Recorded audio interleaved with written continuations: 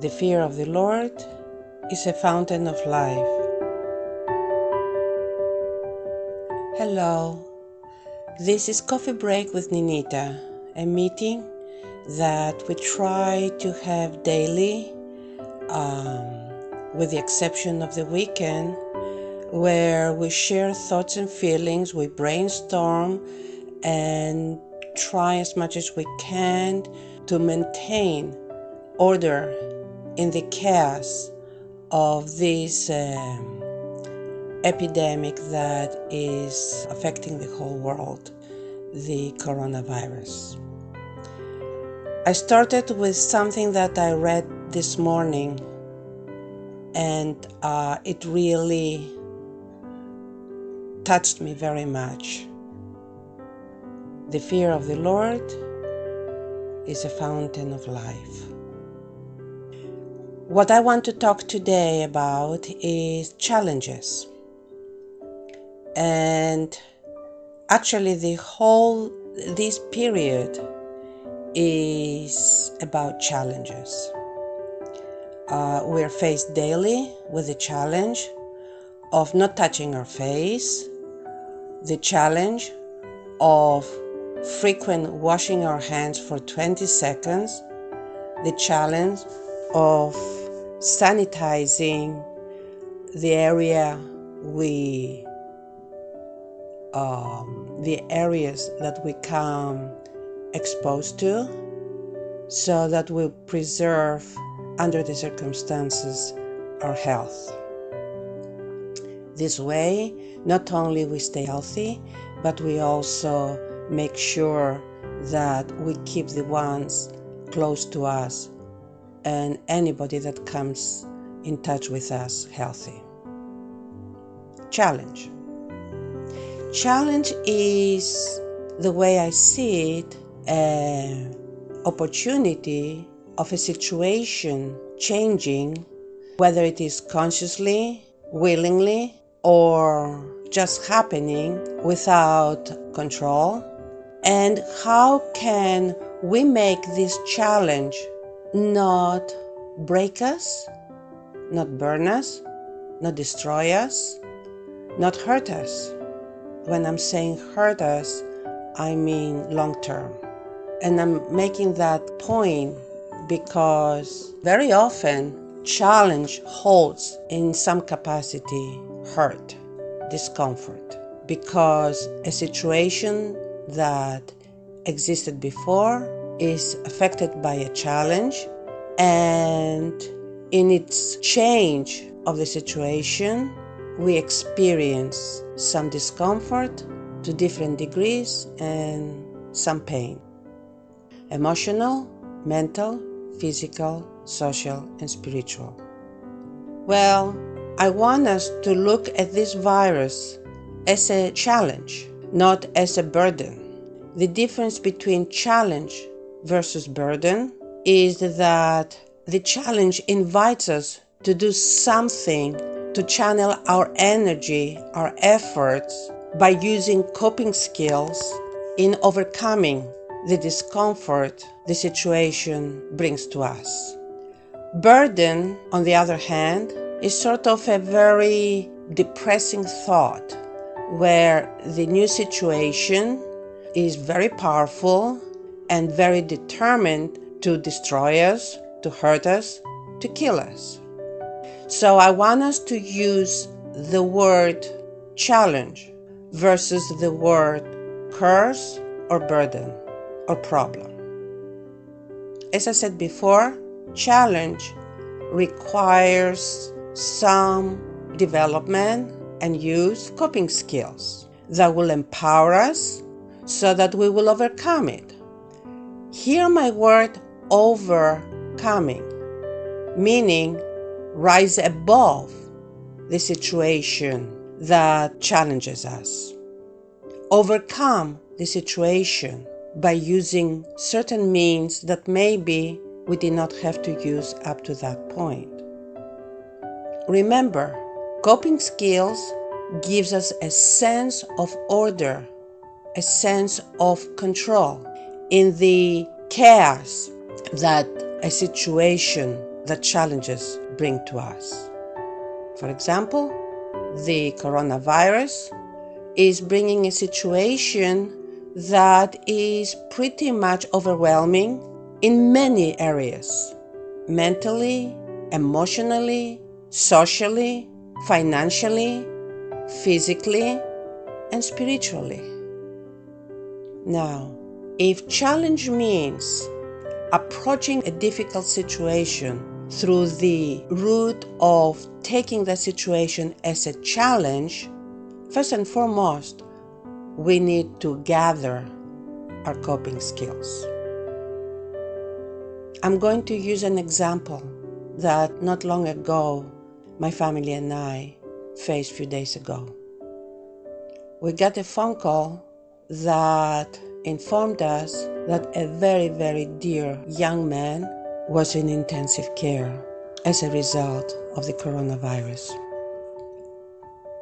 When my family and I discussed it, it was discussing something that felt like a knife in our hearts. Very, very painful. Instinctively, we picked the coping skill that nowadays for my family has been very handy. And that coping skill is our faith. So we gathered together, we lit a candle, and we started praying for him, for his family, and as an extension of that, for us and for the whole world. Believe it or not, this gave us such a warm, soothing feeling in the end. As we completed the service, the prayer service, my son-in-law said in a very firm, determined voice, "He's going to be okay. I know it." His words still I hear in my ears. And it was that kind of feeling we get when we use coping skills that overcome the challenges. In this example that I gave you, there were many challenges. One challenge was the news. Second challenge was the hard, painful heaviness the news brought to us. It was a heavy heart. And the tool that we used, the prayer, our faith, speaking, lifted us and put us in a different place. It helped us overcome the challenge. It is interesting, in the Orthodox Christian faith, the past Sunday was dedicated to Saint John of Climacus, Saint John of Ladder. And the focus of that Sunday in the faith, in the service, in the divine liturgy, is about, through the challenges, through the way we approach life, when the challenge hits us, when life hits us, when we face life, we pretty much have three choices. The one is overcome the challenge and go to a different level that focuses the situation in a different way. The second way is just stay in the mercy of the challenge. And the third choice is going downstairs. So the first is going upstairs, the second is flow, and the third is going downstairs, pretty much falling into depression, desperation, giving up. Now, the first choice, according to the faith, it is possible by engaging and embracing faith. It pretty much gives you that kind of uplifting, like a hand is helping you take this step, get into a higher level, above the challenge. And that invisible hand is the hand of the faith.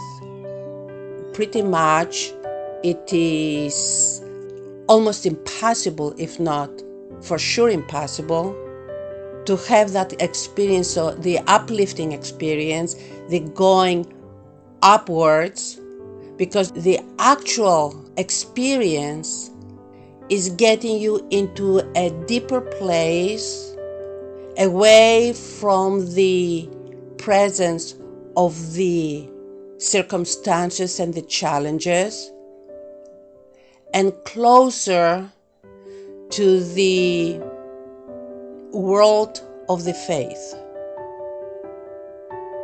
Remember when I shared with you the experience we had at home with my family after we heard the news concerning a dear friend of ours? The idea of the prayer felt to me similar to the uplifting that is presented in the service that I mentioned about St. John Climacus, St. John the Latter. So maybe you have better ideas, but let's keep that idea also present as a plan Z.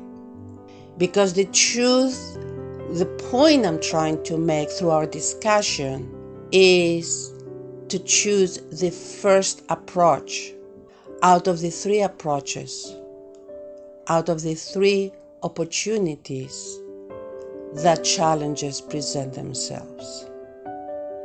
You know, it is very interesting. As I'm talking, I'm thinking of the athletes that before they engage into their fight, into their event, they tend to do the sign of the cross, if they're Christians. I'm sure others in different faiths have different ways of connecting, engaging with their faith as they're ready to face the challenge. So I know I'm repeating myself, but I do want to stress again the three options a challenge can be dealt with.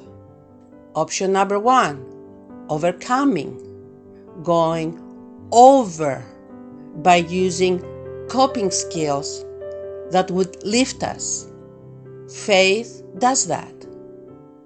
Having good, strong friends that will encourage us and talk to us in a way that will silence our fears, our doubts, our worries, as they are saying to us, yes, you can do it.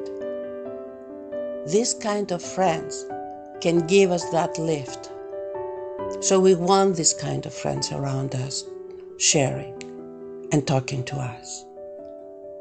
And this is the best of the three choices we have as we're facing challenges. Unfortunately, the second alternative and the third has one thing in common: alienation, not talking to anyone, not being with anyone, just focused on our own thoughts and feelings. And I'm saying unfortunately because the second and the third option takes us far away from overcoming the challenge. And if there is one thing that I really want to stress and emphasize is overcoming challenges, especially the one that we are faced with right now, the challenge of the coronavirus and everything that goes with it, related to it. It is a challenge that we all must take by using the first approach, by overcoming it, whether it is through faith, whether it is through staying together and being positive, staying together through technology, staying together through our words, our positive words, our optimistic words, staying together by following the guidelines that are given to us. All these, we have so many ways that we can approach this challenge through overcoming it, not through letting it take us down. So, this is what I would like us to focus on today as we are faced with challenge, or I should add, with the challenges of the coronavirus. Stay positive, pray, take precautions, and do everything that you hear that people that care and love suggest and recommend for you to pull energy, pull strength to overcome the coronavirus. Well, I will end it here, and until tomorrow we meet again. God bless you. Stay well, stay strong.